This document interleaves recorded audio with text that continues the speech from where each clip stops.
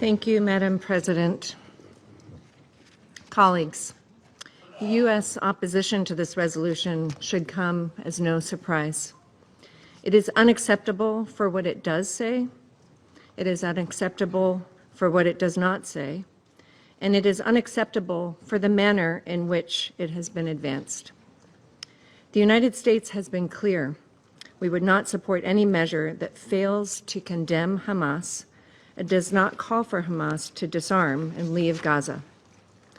In recent months, Hamas has rejected numerous ceasefire proposals, including one over the weekend, that would provide a pathway to end this conflict and release the remaining 58 hostages. We cannot allow the Security Council to reward Hamas's intransigence. After all, it was Hamas who started this brutal conflict on October 7th, 2023, when Hamas perpetrated the worst massacre of Jews since the Holocaust. Hamas has sustained it ever since in a manner that threatens Israel's security and prolongs Palestinian anguish. It is Hamas that continues to threaten Israelis and puts Palestinian civilians in Gaza in harm's way every day, using them as human shields. They have brutally suppressed those brave enough to challenge its despotic rule. It is inexplicable that many members of this council still refuse to acknowledge that Hamas could end this conflict tomorrow by surrendering and laying down its arms. It is unconscionable that the UN still has not labeled and sanctioned Hamas as a terrorist organization.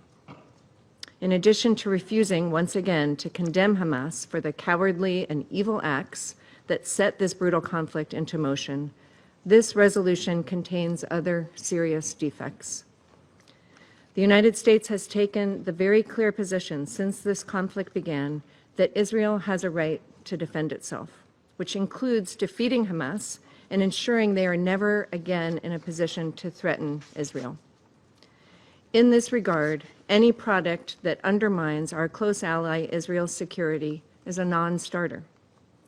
This resolution would undermine diplomatic efforts to reach a ceasefire that reflects the realities on the ground and emboldens Hamas. This resolution also draws false equivalence between Israel and Hamas, which is both wrong and dangerous.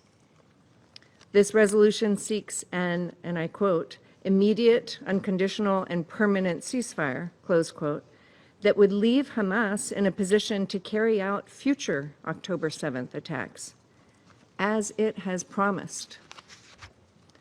This resolution refuses to acknowledge the disastrous shortcomings of the prior method of aid delivery, which allowed Hamas to enrich itself at the expense of Palestinians and failed to get food and water to those who needed it most. No one wants to see Palestinian civilians in Gaza go hungry or thirsty. We instead urge the UN and NGOs to support the Gaza Humanitarian Foundation to help it safely deliver aid without being diverted by Hamas. The GHF has emphasized it will deliver aid consistent with the humanitarian principles of humanity, neutrality, impartiality, and independence.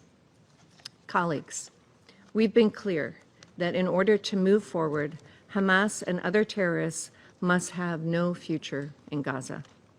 As Secretary Rubio has said, if an ember survives, it will spark again into a fire. This council should use its power to pressure Hamas to accept the proposal on the table.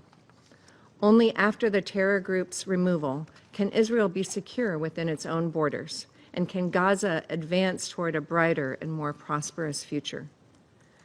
The United States has worked tirelessly with Egypt and Qatar to bring an end to this horrific conflict